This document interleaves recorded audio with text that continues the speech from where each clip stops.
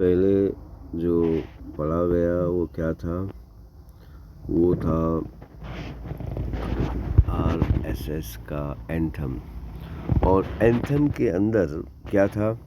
मातृभूमि, यानी कि हम जिए तो जिएंगे मरेंगे मातृभूमि के लिए, वंदे मातरम। यानी कि ये कहना था। इसके मीनिंग क्या निकलते हैं? इसके मीनिंग ये निकलते हैं कि हमारा जीवन एक मनुष्य, यानी कि ये जो ज़मीन है, ये ज़मीन इंसानों की है। हर इंसान एक दूसरे का भाई है और सभी लोग एक ही मर्द और एक औरत से पैदा हुए हैं। एक मर्द का नाम है शंकर और एक औरत का नाम है माँ हवा। यानी कि एक ही माँ बाप की सब औलाद है और हम जिएंगे इस अर्थ के लिए।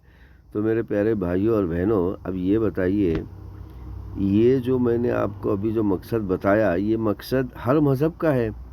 भगवत गीता, वेदा, पुराना, उपनिषद और बाइबल और कुरान और हदीस का यही मकसद है।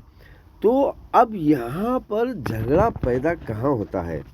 देखिए, झगड़ा वहाँ पैदा होता है कि अब ये मकसद को सभी लोग, यानी कि सभी धर्म के लोग अपने अपने हिसाब से मोड़ कर लोगों को समझाते हैं, फिर वो एक दूसरे का दुश्मन बनाते हैं। हालांकि यहाँ पर जो डिफरेंस आ रहा है सिर्फ ज़बान का आ रहा है, सिर्फ लैंग्वेज का आ रहा है डिफरेंस, और बाकी मकसद और आत्मा तो सबकी एक ही है।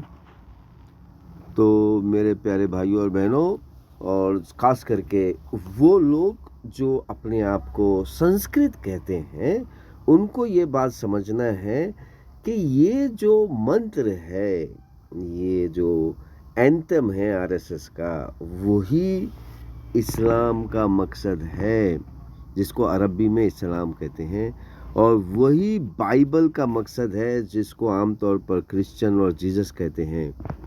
लेकिन अब ये लोग ज़बान के चक्कर में इतने फंस गए हैं कि ये सोचते हैं कि बस ये हमारा ही मकसद है, दूसरों का मकसद नहीं है।